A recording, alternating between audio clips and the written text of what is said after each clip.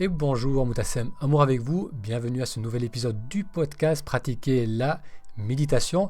Aujourd'hui j'ai le plaisir d'accueillir Dana Namour qui est ostéopathe, pratiquante en médecine énergétique et pratiquante en éthiothérapie qui est de la thérapie quantique. Dana, bonjour et merci de participer à cet épisode. Merci à toi de m'inviter. Alors Dana, tu vas nous partager 4 recommandations pour faire face à cette période d'incertitude dans laquelle on se trouve actuellement. Donc là, aujourd'hui, on fait cet enregistrement. C'est le début de la seconde semaine de confinement en France. Et on va voir ensemble comment faire pour gérer au mieux cette période de stress. Alors nous, on s'est rencontrés il y a 9 ans, 9-10 ans au Liban. Toi, tu pratiquais en tant qu'ostéopathe, moi en tant que chiropraticien. Maintenant, tu es installé à Paris depuis 2012 et tu me disais que depuis le confinement, comme tu ne peux plus pratiquer, tu continues néanmoins à avoir des appels de la part de tes patientes et tu leur communiques des recommandations, des conseils pour les aider à faire face à cette période nouvelle, cette période qu'on n'a jamais vécue auparavant. Et j'aimerais qu'on développe un peu ces recommandations que tu leur donnes. Donc notamment, tu parles de l'importance de percevoir cette période comme une opportunité de faire une pause de nos activités extérieures pour revenir à l'intérieur. Exactement, il y a beaucoup de mes patients qui sont en train de m'appeler en ce moment parce ils ou elles ont du mal à gérer le stress et l'anxiété face à toute cette crise, tout cet enfermement qu'ils sont en train de vivre. Et en fait, j'ai l'impression que c'est une pause en fait de nos activités à l'extérieur, que c'est vraiment une opportunité pour revenir à l'intérieur de nous-mêmes, puisqu'on ne peut pas sortir et vaquer à nos préoccupations et à nos activités extérieures habituelles. Donc c'est comme si quelque part l'univers mettait les êtres humains dans un état de pause pour qu'ils puissent vraiment se tourner vers l'intérieur d'eux-mêmes et d'être moins dans l'agitation extérieure afin que peut-être la nature, les animaux se reposent, se régénèrent. On a tous vu les vidéos, on a vu des dauphins ou des animaux dans des zoos où ils n'ont pas l'habitude d'aller, comme à Venise par exemple. C'est comme si en fait il y avait une espèce de liberté de nouveau du règne animal et une régénération de la nature et de la terre comme on a vu par exemple en Chine qu'il y a beaucoup moins de pollution, que du coup, est-ce que c'était une réponse ou une période inévitable pour le réchauffement climatique et pour que la planète se régénère? Peut-être, je ne sais pas. Mais en tout cas, comme on ne peut pas faire autrement pour le moment, et on essaye de suivre les recommandations du gouvernement, au lieu de vivre ça vraiment comme une période d'enfermement et d'atteinte à notre liberté de pouvoir travailler ou de faire des choses à l'extérieur, d'essayer un peu de revenir à l'intérieur de nous et de faire une petite pause, un petit break. Oui, parce que c'est vrai que c'est inédit comme période et c'est très rare qu'on ait l'opportunité de sortir de notre routine, souvent des routines de vie qu'on a mis en place depuis des années, voire des décennies. Et pour la première fois depuis presque toute notre vie, on se retrouve dans un cadre où on a effectivement ce moment pour revenir vers soi et sortir de cette dynamique habituelle. Très bien. Tu notes aussi qu'il ne faut pas céder à la peur, qu'il faut garder un niveau vibratoire assez haut pour ne pas résonner avec ces fréquences donc, qui favorisent la peur ou qui peuvent aussi peut-être favoriser la maladie. Et tu préconises pour cela la pratique de la présence. Alors en fait, il y a un niveau d'anxiété et de peur, un niveau collectif en ce moment, puisque ça se passe dans toute la planète, dans tous les pays du monde. C'est pas juste en France, pas juste dans un autre pays. C'est vraiment le monde entier qui est touché. Donc, la peur de chacun crée comme une espèce de fréquence collective qui peut nous toucher individuellement si cette fréquence de peur entre en résonance avec nous-mêmes. Alors, qu'est-ce que ça veut dire tout ça? Ça veut dire que chaque pensée ou chaque émotion, c'est une fréquence propre, c'est une longueur d'onde, en fait. Euh, et si je ne rentre pas en résonance avec cette longueur d'onde, donc si j'ai pas la même longueur d'onde ou la même fréquence que cette fréquence de peur, d'anxiété, de colère, elle va me toucher beaucoup moins. Elle va, ça ne veut pas dire qu'elle ne va pas m'impacter, mais elle va moins m'ébranler. Donc le but en ce moment, c'est vraiment de ne pas céder à la peur, de ne pas vivre euh, enfin, autant qu'on peut cette anxiété, ces peurs d'un niveau collectif à un niveau personnel, en gardant une énergie assez élevée et un niveau vibratoire assez élevé. Euh, Moi, ce que je recommande à mes patients, et de toute façon, c'est ce qu'on fait déjà durant nos séances au cabinet, et c'est pour ça que elle garde un fil, il ou elle garde un fil avec moi par téléphone, c'est que pour garder un niveau énergétique élevé et ne pas être autant influencé ou impacté par ce qui se passe à un niveau collectif, il faut déjà accepter ce qui se passe. C'est-à-dire, premièrement, la première étape, c'est j'accepte. J'accepte que ce qui se passe en ce moment, c'est inévitable. Ça devait arriver peut-être tôt ou tard. C'est quelque chose qui se passe à un niveau universel et je pense que c'est quelque chose qui va être très utile à un niveau collectif, que ce soit au niveau de la nature, au niveau des consciences individuelles de chaque être humain, des consciences collectives. Donc, même si ça dérange mes propres plans, même si à un niveau individuel, je n'en vois pas encore l'intérêt, il faut que j'accepte que c'est plus fort que moi, j'accepte la situation. Une fois que j'accepte la situation, la deuxième étape, je lâche prise du coup. Je lâche prise en arrêtant d'anticiper le futur. Combien de temps ça va durer, comment ça va se passer ce confinement, comment je vais gérer matériellement. Voilà, toute l'anticipation du futur, je vais essayer de lâcher prise en restant le plus possible dans une espèce d'énergie ou de mouvance au quotidien, au jour le jour. À chaque jour suffit sa peine. Aujourd'hui, on vit et demain, on verra comment ça va se passer. Mais c'est très anxiogène d'anticiper ce qui va se passer après. Et chacun de nous n'est pas du tout à l'abri de ça. Il faut se rappeler de revenir à ça.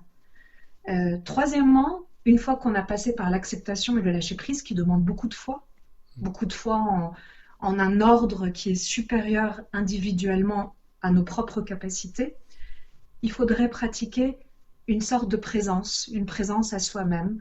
C'est ce qu'on fait par exemple dans des états méditatifs ou dans des états où on est conscient.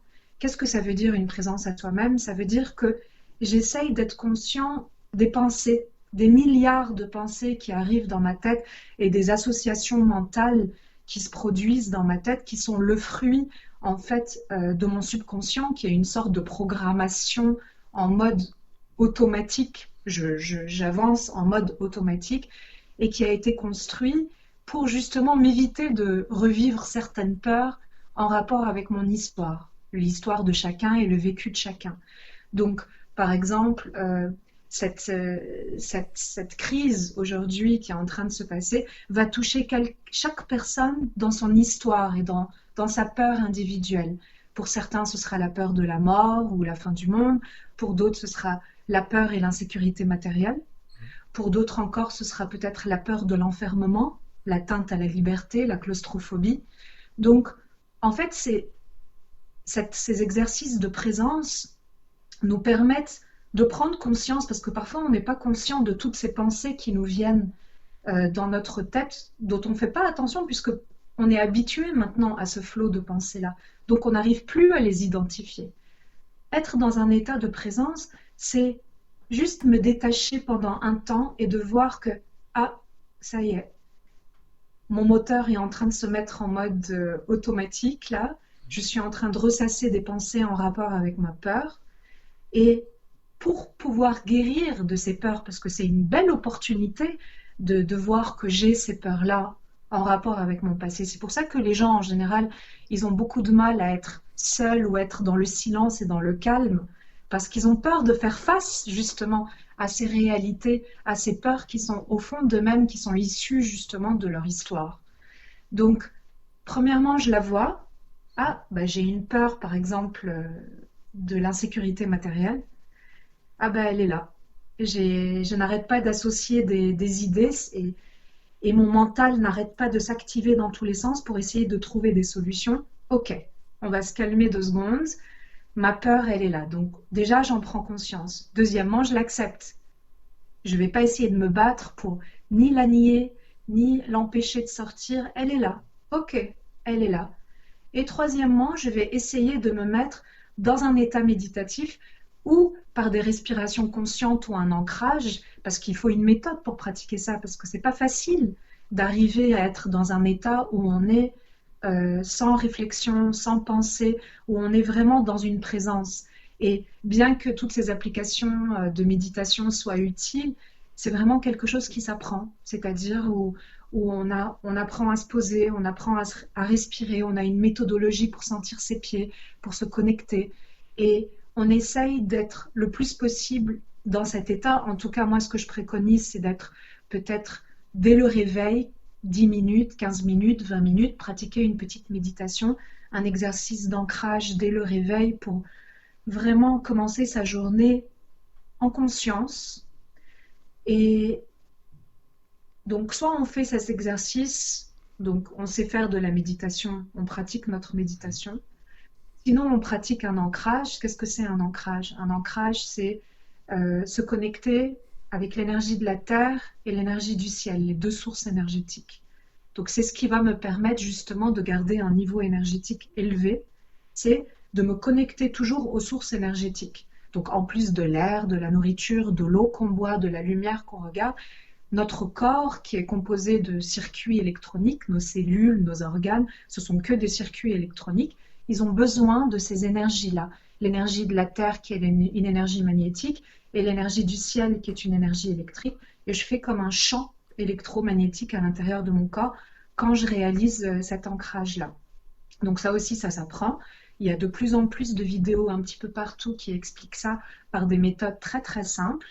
Et ça fait beaucoup de bien de se sentir connecté.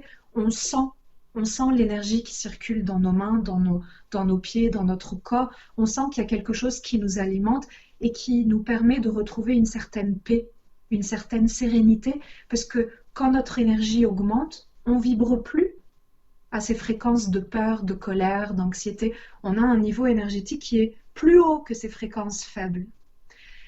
Et sinon, par exemple, moi, c'est ce que je fais avec mes patientes qui font pas de méditation ou qui n'ont pas fait des ateliers d'ancrage, par exemple, puisque je donne aussi ces ateliers d'ancrage, juste des respirations conscientes, de s'asseoir comme ça, le dos bien droit, une posture du corps d'ouverture, pas en fermeture, pas cambré, bien assis, les pieds bien dans le sol, et je réalise une respiration diaphragmatique, donc avec le ventre, une respiration avec le diaphragme, en conscience. Je ferme les yeux et je m'attarde sur mon souffle à l'inspire et à l'expiration pour vraiment déjà apaiser le mental et calmer tout ce qui est émotionnel, tout ce qui est inconscient dans le corps.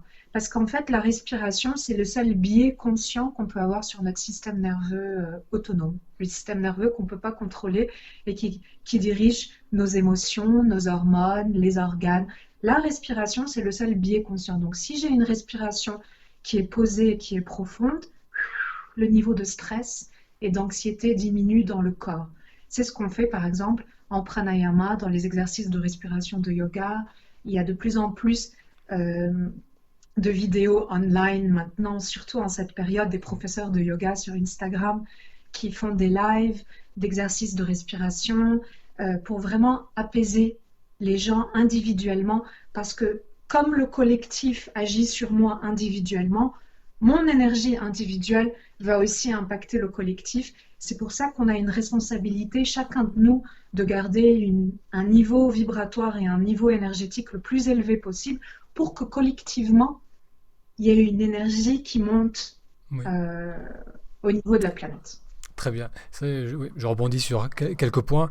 C'est vrai que comme tu disais, déjà accepter la réalité, c'est arrêter de mettre toute son énergie sur des éléments qu'on peut pas, sur lesquels on ne peut pas agir. Et sur ce dernier point que tu fais, ce sur quoi on peut agir, c'est effectivement notre état d'être, notre capacité à nous recentrer, à se reconnecter à notre capacité à ressentir de la confiance et du calme. Et c'est certainement la meilleure chose qu'on peut faire parce que ça peut avoir un impact non seulement sur nous, mais aussi sur les personnes autour de nous et sur la population en général. Alors, le troisième point, je crois que c'est une extension de ce deuxième point, parce que tu disais effectivement que nourrir les pensées anxiogènes, ça allait nous mettre dans un état vibratoire qui va nous rendre plus susceptibles à la peur et à la maladie. Et un bon moyen d'éviter cela, c'est justement d'éviter de regarder trop la télé, les réseaux sociaux, tout ce qui va rabâcher ce qui ne va pas, la peur, les problèmes. En fait, les médias, c'est quelque chose de très anxiogène, et c'est pas nouveau, tout le monde le sait. Les médias ne font que dire ce qui va pas dans le monde, ils disent jamais ce qui va bien dans le monde. C'est pour ça que moi, je fais partie des rares personnes qui regardent très très peu la télévision ou qui lisent pas du tout les journaux. Et j'arrive malgré tout à avoir les informations les plus importantes, les plus nécessaires à travers Internet. Je filtre ce que je regarde parce que tout ce que j'écoute, ce que je regarde, euh, ce que, ce que je vais discuter avec que ce soit des personnes autour de moi ou les informations, les lectures, les images que je vois, tout ça, ça contribue justement à nourrir la peur qui est en moi. La peur qui est en moi, on a tous une énergie de peur à l'intérieur de nous, on a tous un passé, on a tous une histoire, mais je ne veux pas alimenter ça. Donc, j'essaye de limiter au maximum de regarder les informations, sauf quand je sais que ben, y a quelque chose de nouveau qui est en train de se passer et peut-être quelque chose de positif. Sinon, moi, je ne regarde pas du tout les informations. Je ne regarde pas sur les réseaux sociaux, Facebook, Instagram, les profils de personnes qui sont dans la colère, dans la peur, dans l'anxiété.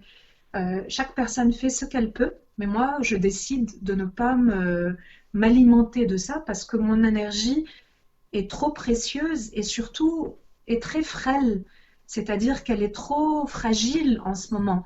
À n'importe quel moment, une information, une discussion avec une personne qui est un peu négative ou qui n'arrive pas à gérer sa propre peur et sa propre anxiété va contribuer à refaire descendre mon niveau énergétique. Donc, c'est une responsabilité pour l'effort que je fais au quotidien, le travail que je fais sur moi-même, de ne pas faire rentrer ces informations à l'intérieur de moi. Oui, et après, c'est vrai que c'est aussi un cercle vicieux. C'est-à-dire, si je commence à nourrir ces informations, à accueillir ces informations de stress, à nourrir l'anxiété qui est en moi, je vais me mettre dans une dynamique de survie. Et donc, du coup, je vais scanner de plus en plus mon environnement pour me nourrir de choses qui soient soi-disant m'informer par rapport à la situation. Donc, je vais me nourrir de plus en plus de ces informations anxiogènes. Donc, c'est là où on se rend compte que c'est utile de casser cette boucle et se dire que si je mets mon attention dedans, ça crée des pensées négatives. Les pensées négatives vont affecter mon état général. Donc, autant mettre mon énergie, mon temps dans quelque chose qui me nourrit, qui me ressource.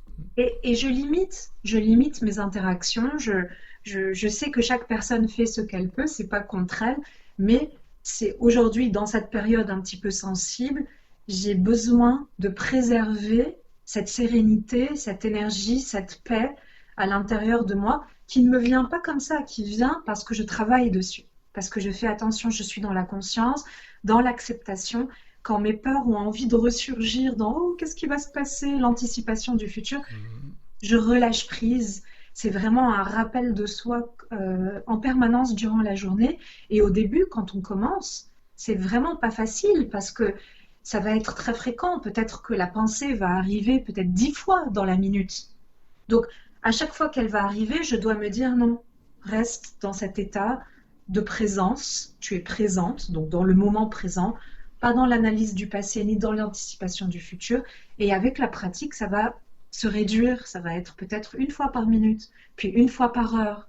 Mais je dois vraiment faire attention et pas me dire, ça y est, je suis immunisée contre toutes ces informations, parce que c'est très facile que ça me redescende, toutes ces images, ce que j'écoute. Ça va vraiment nourrir. Et puis depuis la nuit des temps, c'est un outil pour contrôler le monde, la peur. Oui, Donc, la peur et les médias qui sont le médium de cette peur. Et c'est vrai que c'est comme ça que la plupart des sociétés se sont construites, sur la peur du loup. On a peur de l'extérieur, on a construit des murailles. Et aujourd'hui, exa- dans les grandes exa- sociétés, voilà, les médias, ça sert à créer ce lien, à entretenir ce lien autour de la peur. Et c'est vrai que comprendre cela et être vigilant par rapport à cela, c'est très important, surtout durant ces périodes d'incertitude et de stress. Bien, alors on va maintenant parler du quatrième point. Donc là, on va être un peu plus spécifique par rapport à cette crise qui est liée donc à la propagation d'un virus. Donc l'importance de l'hygiène diététique, notamment pour voilà, renforcer son système immunitaire et renforcer sa santé. Alors, voilà, moi, dès le départ, à mes patients, avant d'arrêter mon activité, je leur disais, ce qui est important, c'est vraiment de ne pas vibrer dans la peur. Donc, qu'est-ce qu'on fait? Quand il y a eu des virus, quand il y a des attaques comme ça, eh ben, on doit renforcer notre système immunitaire. Donc, la principale chose qui fait descendre notre système immunitaire et notre niveau énergétique, c'est la peur. Donc ça, on en a parlé. Comment éviter de vibrer à cette fréquence pour pas que notre énergie descende et que du coup, on soit beaucoup plus vulnérable aux attaques physiques, émotionnelles euh, de l'extérieur. Physiquement, qu'est-ce que je peux faire pour booster mon système immunitaire? Ben déjà, travailler sur peut-être prendre des prises de compléments alimentaires en vitamine C. Donc moi, je conseillais de prendre de l'acérola ou de la vitamine C liposomale puisqu'elle est beaucoup mieux absorbée dans le corps, c'est pas éliminé, c'est à des fortes doses. De faire des cures de vitamine D3, de faire des légers drainages doux du foie, pas des gros drainages qui pourraient fatiguer en ce moment. Donc, de prendre par exemple des bourgeons ou des plantes, artichauts, romarin, du radis noir. Les bourgeons d'érable marchent bien, par exemple, aussi sur le foie. De boire beaucoup d'eau, évidemment, pour toujours drainer, drainer, drainer, drainer. De dormir beaucoup, puisque c'est ce qui permet la régénération de notre corps physique, des cellules. On a besoin de ce sommeil, même si certaines personnes pensent qu'elles n'ont pas besoin de dormir 7 à 8 heures par nuit. Bah, moi, je trouve que c'est un tort. Donc, de vraiment s'autoriser à dormir beaucoup, et maintenant qu'on a le temps, ben, c'est génial. On peut vraiment dormir. De faire des grandes respirations, comme on a dit tout à l'heure, et de faire un peu d'exercice. Bon, maintenant qu'on ne peut pas trop sortir, on peut toujours faire de l'exercice chez soi. Il y a, comme j'ai dit tout à l'heure, beaucoup de profs de yoga qui mettent gratuitement à disposition des cours online sur Instagram, sur Facebook, des lives, qui font ça dans un but collectif, où on peut s'initier au yoga parce que on est vraiment dans quelque chose qui va permettre une ouverture du corps, une ouverture du cœur, des postures ici, qui va réduire le niveau de stress et qui va redonner de la flexibilité à la colonne vertébrale et à toutes les articulations, qui va permettre à toutes nos fonctions du corps, la digestion, l'élimination, la respiration, de se faire normalement et de bien dormir, de bien digérer, de bien éliminer. Donc, de faire en sorte que physiquement, la vitalité du corps est optimale. On ne peut pas rester sédentaire. On est constitué de 80-85% d'eau, donc la sédentarité va forcément entraîner à un moment que physiquement mes organes et le fonctionnement de mon corps ne va pas se faire normalement. Donc ok, on est à la maison, mais mettre un petit tapis de yoga par terre, ça ne demande pas d'avoir forcément des très grands espaces. Et juste de faire, par exemple, une salutation au soleil, quelques exercices de yoga, ou d'autres sports, si on fait d'autres sports, mais en tout cas de bouger le corps, de redonner de la flexibilité à la colonne vertébrale pour permettre justement à toutes ces fonctions du corps de se faire normalement. Et en ce moment, je ne sais pas comment ça se passe chez toi à Nice, mais ici à Paris, depuis quelques jours, on a quand même la chance d'avoir un grand ciel bleu et beaucoup de lumière. Et ça fait vraiment du bien de regarder ce ciel avec cette lumière. Ça nourrit. Ça Oui, nourrit. oui, Et je suis plus ici. Ici, on a eu du beau temps, mais ça fait quelques jours que c'est couvert. Mais c'est vrai que ça fait une grande différence. Mais là, une on rentre grande différence. là, on rentre dans le printemps, donc on va dans les beaux jours. Et le temps va se radoucir. Ça, je pense que ça va aussi faire un grand bien. Bien sûr. Et juste, je veux dire un point, c'est que je suis consciente que Ce travail de présence à soi-même, de travailler, peut-être de faire face à nos peurs et de travailler dessus en les acceptant, en essayant de, pas de contrôler nos pensées, mais de décider sur quoi on veut vibrer ou pas. Est-ce que c'est sur quelque chose de positif ou quelque chose de négatif? Est-ce que je veux élever mon niveau énergétique ou je me laisse être influencée par tout ce qui m'entoure et par mes pensées un peu négatives, mes pensées de survie que j'ai développées toute ma vie? C'est pas facile parce que même moi qui ai l'habitude de le faire depuis de longues années, je retombe dans le piège quand je m'oublie. Je retombe, je me, et je me vois avec un visage parfois crispé. Je sens que la peur est de nouveau en train de remonter. Et c'est un travail de me dire non, assieds-toi. On va, je vais respirer, reste dans le moment présent, n'essaye pas de trop anticiper. Voilà, on ne peut rien faire de toutes les manières d'autres. Donc, Oui, autant et c'est là où les routines peuvent aider. Avoir exactement. à planifier sa journée peut aider. Et un grand point aussi qui est important, c'est aussi le rapport à l'autre. On est tous là pour s'entraider.